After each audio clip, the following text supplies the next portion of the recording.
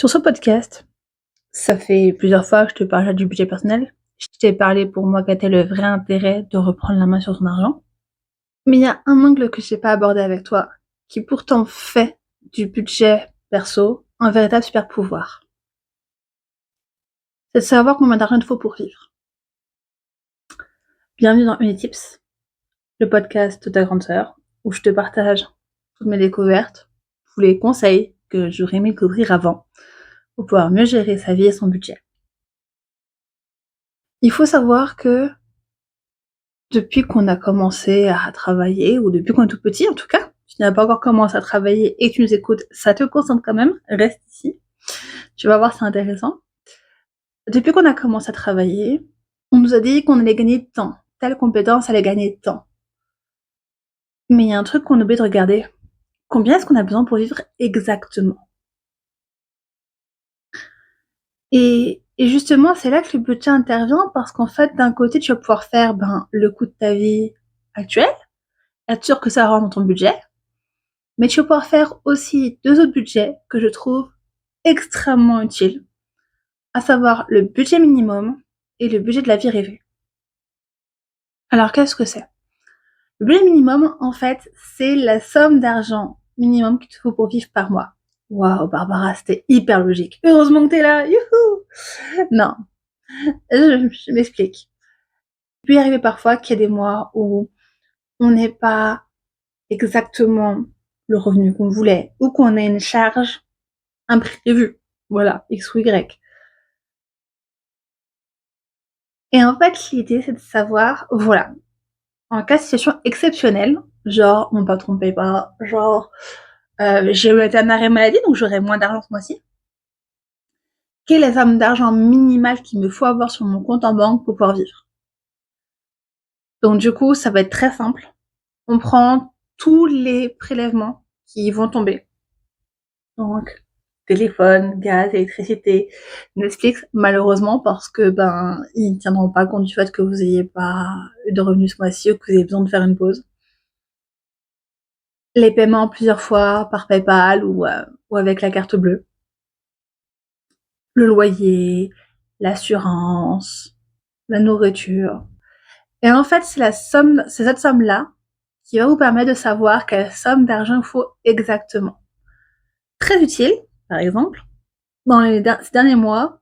Donc pour rappel, moi je suis en invalidité, donc j'ai une pension d'invalidité par la sécurité sociale, plus un complément par la mutuelle, et jusque là au 20 octobre, j'ai Pôle emploi, France Travail maintenant. Il faut faut pas lui donner son dead name. Donc en fait 3 sources de revenus différentes qui vont me donner chacune une partie de mon revenu mensuel. Donc je ne peux pas travailler, donc pour encore plusieurs années malheureusement. Et du coup, ce qui s'est passé, c'est que d'abord il y a eu un problème avec Pôle emploi. Et une fois que Pôle emploi a été réinstallé, il y a eu un problème au niveau de ma mutuelle parce que je n'avais pas envoyé un document, donc il fallait me faire une mise à jour, tout le bazar. Voilà. Donc du coup, en fait, si on regarde bien, depuis avril, je n'ai jamais touché la somme d'argent que je devrais avoir. Et c'est là justement que le budget minimum viable est en jeu. C'est qu'en fait, je savais exactement combien il me faut à peu près par mois pour pouvoir vivre. Sans mettre de côté, sans épargner, sans investir, quoi que ce soit. Et comme à chaque fois, j'étais un petit peu au-dessus avec 2 sur 3 des versements, et du coup, ça m'a permis, depuis le mois d'avril, de pouvoir vivre sans aucun souci et sans taper dans mon épargne. Parce que justement, j'avais une vue claire sur quel paiement je pouvais faire et quel paiement je pouvais pas faire. Et du coup, j'avais aussi une vue claire sur quels achats je pouvais faire pour moi et quels achats je pouvais pas forcément faire. Par exemple, j'ai pas cherché à m'acheter de compléments alimentaires pendant cette période-là. Parce que je savais que c'était pas indispensable pour moi. Et donc, du coup, je pouvais le repousser. Voilà. Donc ça, la première chose, le budget minimum viable, c'est vraiment hyper important pour être tranquille quand il y a le moindre pépin au niveau de vos rentrées financières. Le but, c'est pas de savoir combien il faut pour vivre confortablement votre train de vie actuel, c'est le minimum vital pour vivre, c'est de combien. Et en fait, ça vous permet d'être rassuré parce que si vous avez cet argent-là, et bien à ce moment-là, vous savez que ça passera ce mois-ci. Pas le plus confortable, mais ça passera.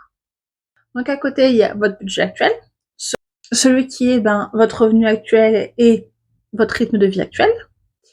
Et après, il y a le budget de la vie rêvée.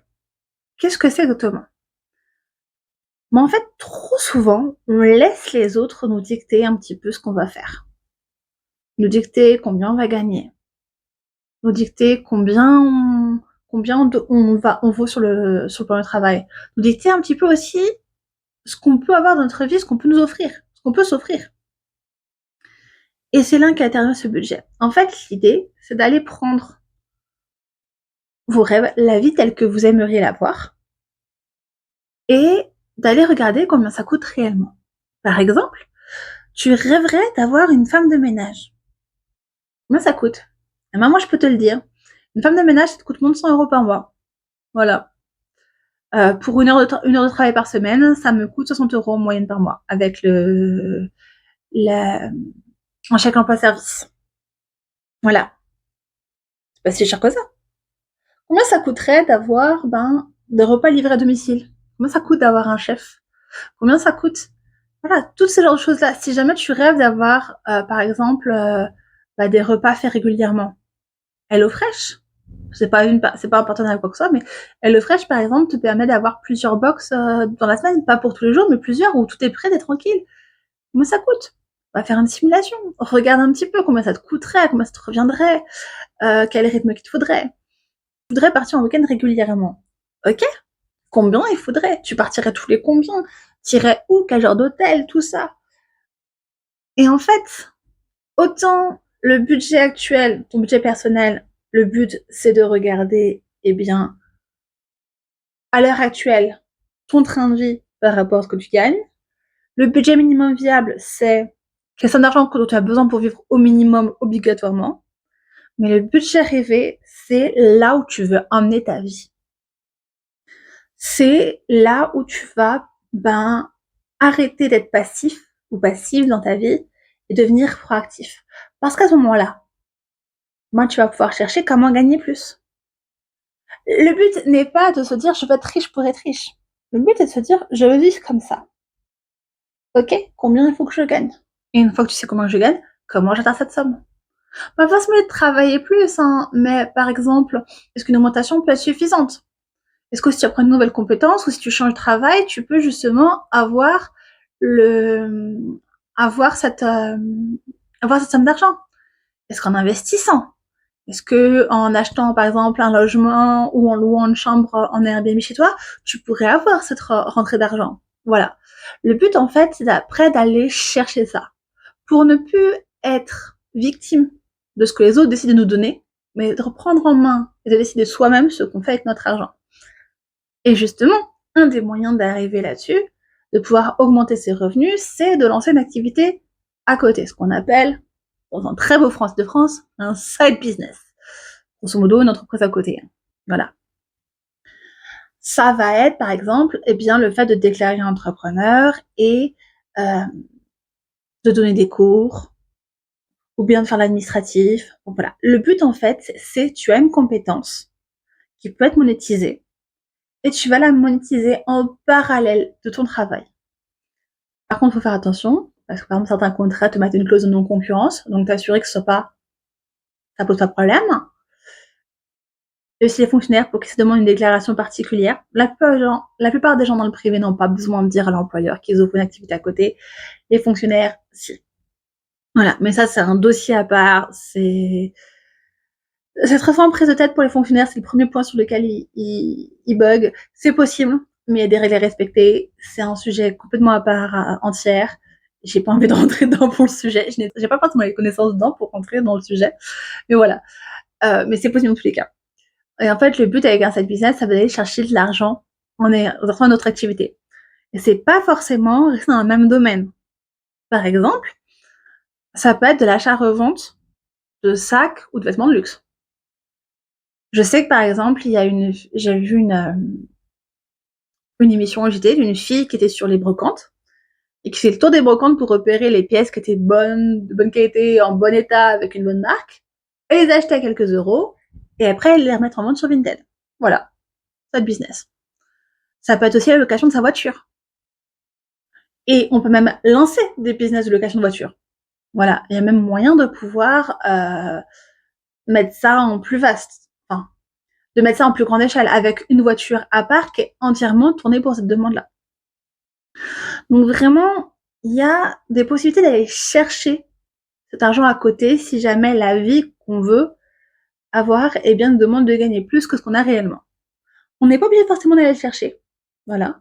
Il y en a qui préfèrent, au contraire, trouver un équilibre ou se dire, il y a telle chose que je peux supprimer, mais telle autre chose que je vais garder. Là où c'est intéressant aussi, c'est que si vous commencez à suivre cet épisode, vous commencez à le savoir.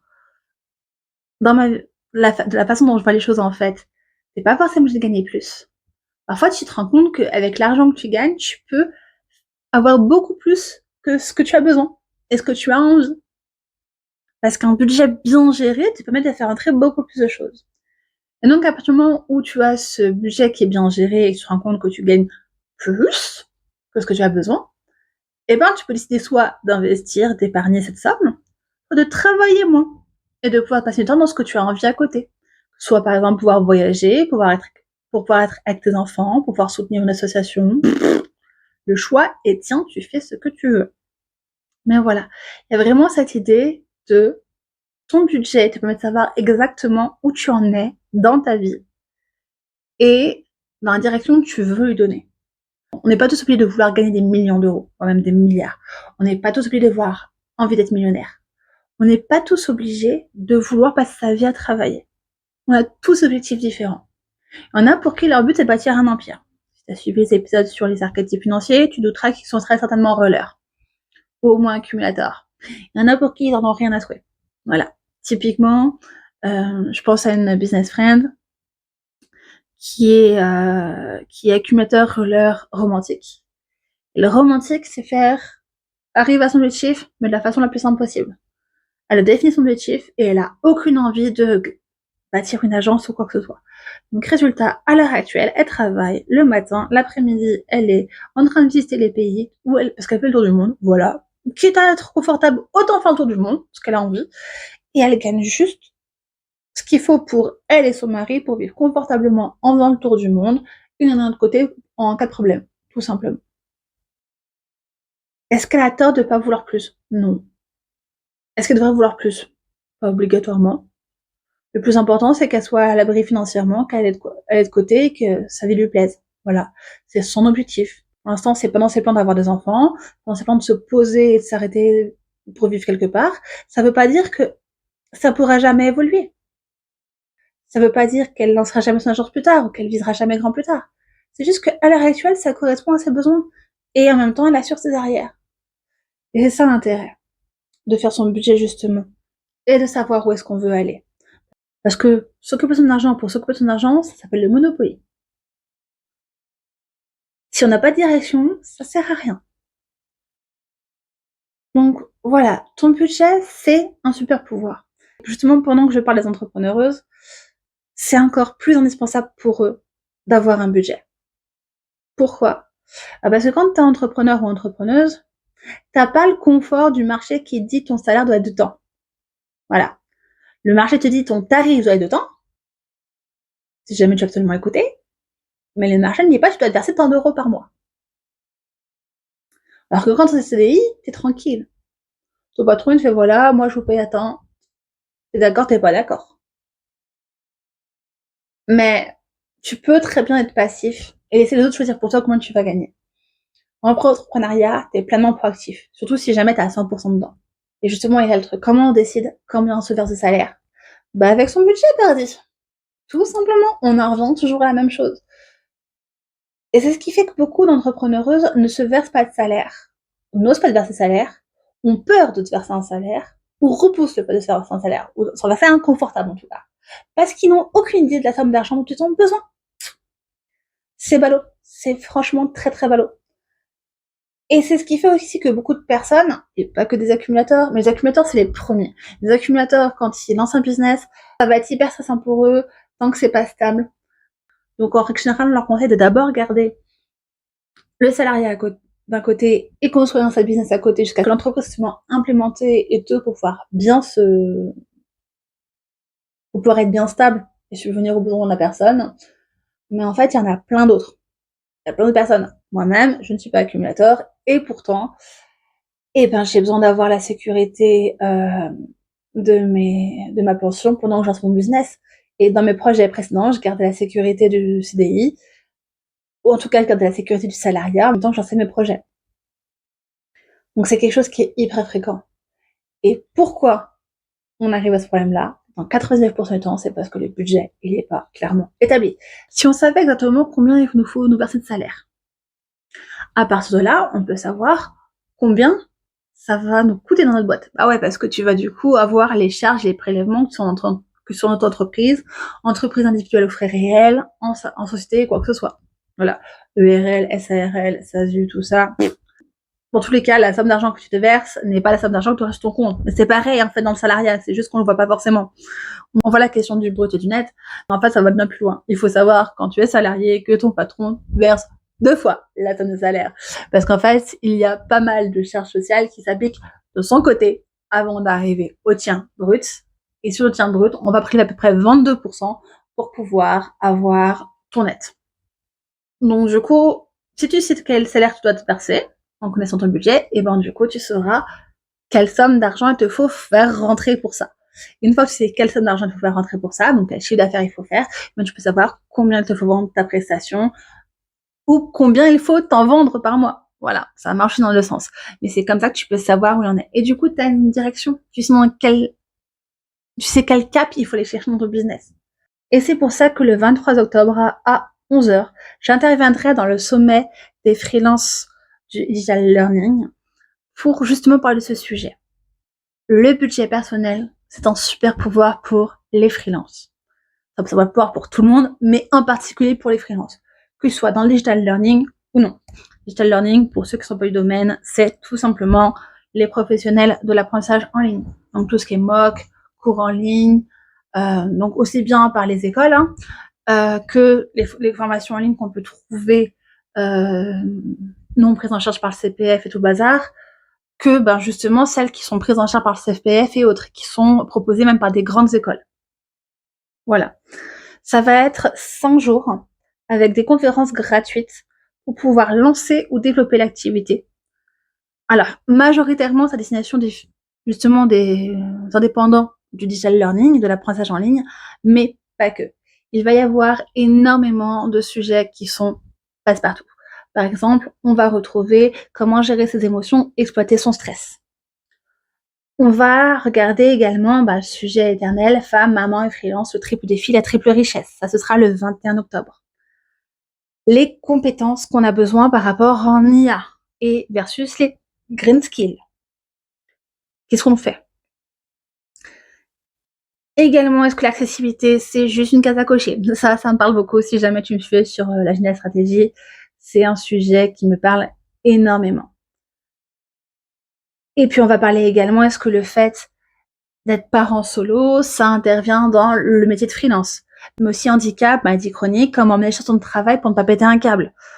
Ou alors, si jamais on ne vit pas à Paris dans une grande ville, est-ce que ça va être la galère pour trouver du travail en tant que freelance? Voilà.